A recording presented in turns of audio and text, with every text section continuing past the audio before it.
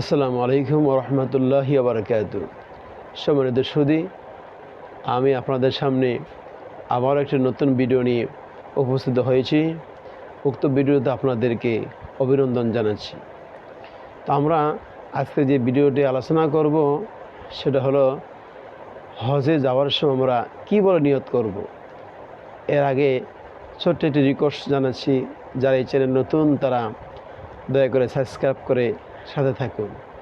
তো আমরা যখন বাসা বা বিমানবন্দর থেকে এহরামের কাফন পরিধান করব, তখন আমরা আল্লাহর কাছে এই বলে নিয়ত করব যে আল্লাহুম্মা ইন্নী উরিদুল হাজ্জা ফায়াসসিরহু লি ওয়া তাকাব্বালহু মিন্নি।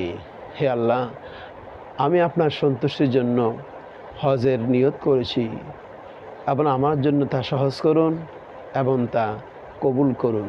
আমিন।